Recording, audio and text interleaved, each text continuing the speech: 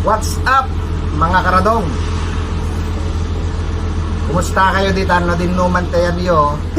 Karadong anyangay tibibiyag tayon. Naawatan niyo? Anyway, kumusta na kayo lahat madyan mga karadong? Long time no see. Matagal-tagal na rin tayong hindi nagkita-kita sa bahay ni Lolo sa YouTube. Sana'y nasa mabuti kayong kalagayan at belated Merry Christmas at Happy New Year sa inyong lahat. Kalimutan na natin yung mga nakaraan, no? Mga nangyaring masasama nung nakaraan taon. Magpatuloy na lang po tayo ngayong taon 2021 na to po. Mag-move on na tayo. Tayo'y nabigo sa pag-ibig. Tayo'y ano man ang nangyari. Lalong-lalo na itong istorbo tong yakarya na to nagko-concentrate ako nagbibideo rito tapos siya andyan na may nag-iingay. Anyway, magkatuloy po tayo. Natalastas na ito. Mga karadong, di nyo ba napansin na sa nakaraang mga nakaraang linggo medyo madalang po akong nag-upload. Di nyo napansin noong mga nakaraang buwan sa isang linggo halos 4, 3, 2 beses ako makapag-upload ng video. Ganadong tayo nun. Hindi nga alam yung ganyan. Ito sasabihin ko sa inyo. Tulong ko baka may mga rinig. Na-reject ko yung application ko ng monetization.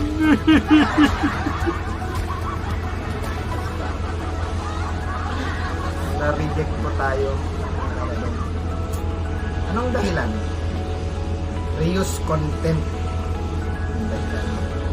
Ngayon, napansin ko din sa YouTube na halos karamihan ng mga ibli-na-vlog ng mga kapwa natin YouTuber ay kung yung mga yehey, yehey, monetize na. Ngayon, ako naman, ang kaisa-isa na inyong radong nag-upload ng video na very proud na nagsasabi sa inyo na reject yung application ng monetization ang dahil sa reuse content. Noong kasi, ang alam ko doon, pansin nyo yung mga videos ko. Yung mga ibang videos na hindi akin, na wala akong mukha doon, pinagtatanggal ko na po. Yung mga Mr. Bean, at kung ano-ano pa. Yun ang alam kong dahilan. Mayroon na nga akong tinira na 2 video na nanginayang naman ako kasi pagkakatanggalin po natin yan ay mawawala lahat ng oras, mga watch hour. Kasi sa watch hour doon po binabase, magbabak to zero ako at nanood din po ako kung ano yung dapat gawin. Sana magtagumpay na sa pangalawang pagkakataon. At ang masakit mga karadon, inaamin ko sa inyo na disappoint ako, kaya madalang akong nag-upload. Pero I realize that hindi yun yung that's not the hindrance na ma-discourage ako o kaya hindi na magpatuloy. Na-realize ko na magpatuloy pa rin. Sabi naman ni YouTube sa email niya na pwede pa rin ako makipag-communicate sa inyo, sa mga comments, sa mga comments, pwede pa rin ako mag-upload. Kaso nga lang po, ang napakasakit, ewan ko kung parusa niya yun, ay it is not possible daw na ma-search yung mga videos na ina-upload ko. Tapos, ang masakit pa doon, hindi daw maire-recommend yung mga videos ko. Kayo lang po na mga subscriber ko ang makakakita doon, lalong-lalo na kung hinit nyo po yung notification bell. Kung hindi nyo po na-hit yung notification bell, wala. Hindi nyo rin makikita yung videos ko kasi hindi niya may i-recommend.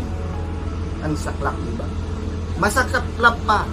Napansin nyo siguro yung year-end review na videos ko. Ang ganda-ganda pa nang nilagay ko doon. Nag-search ako sa YouTube ng non-copyright na background music. Nilagay ko yung You Raise Me Up 2 beses. Inulit ko, dinilit ko kasi na copyright claim. Ang saklap, diba? Ganon pala pagka na-reject ka, binabantayan niya talaga yung channel niya.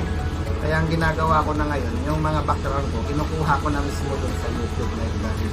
Kaso nga lang, hindi tayo makapili ng gusto nating mga background kasi nga, bawal naman nababantayan tayo. Kahit nakalagay na doon na Creative Commons at non-copyright, kung nag-download tayo, ma-detect pa rin automatic. Ganun pala.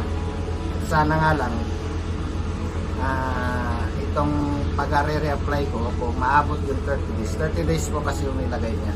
Sineshare ko lang mga karadong ito. Ito na siguro yung vlog ko na wala akong content. Sharing ito, testimony. Sa hindi po natin pagtatagumpay sa unang attempt. Diba? Iniisip ko kung 3 attempt akong hindi ma-approve, okay lang, mag-upload lang na nga ma-upload. Ang mahalaga, napapasaya ko kayo, napapasaya namin kayo ni dakilang assistant ni Jakaria. Nandiyan nag-unload ko siya ng mga gamit galing sa site. At siya nga pala,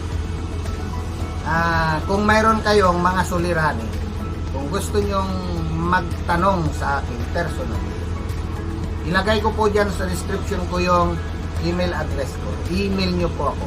Halimbawa, broken hearted kayo, gusto nyo magtanong, mga advice tungkol sa health, kung ano-ano, safety matters, pwede po kayo dyan magtanong sa akin personally. Via email.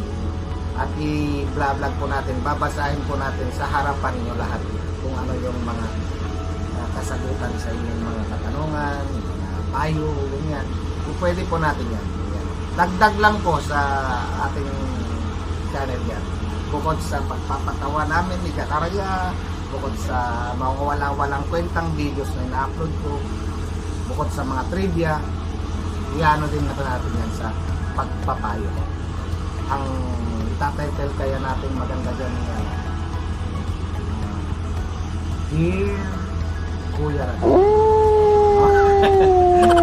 Comment nyo po kung ano po yung magandang Dear Kuya Radel. Ayan.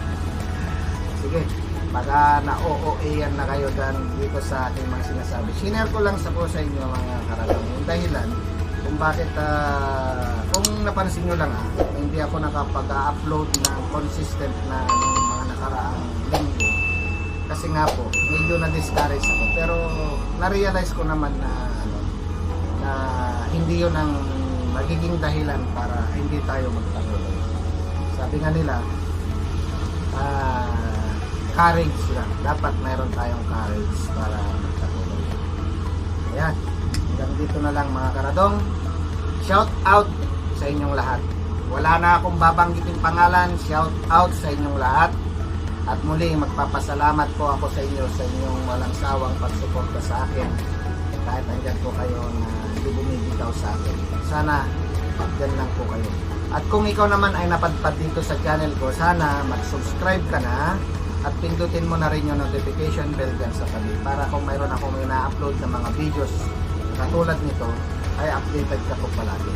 I-like mo na rin po sana at i-share itong video na to para malumaganap sa buong mundo at mag-viral. At kung meron kang mga suggestion, meron kang gustong sabihin, pwedeng mo pong i-email yan sa email ko dyan sa description. Bubulol po ako. O kaya, comment mo dyan sa baba, mga karadong. Hanggang din dito na lang. God bless. God bless. At ulitin ko sa inyo, happy 2021 New Year sa inyong lahat. At advance happy Valentine's na rin sa inyo.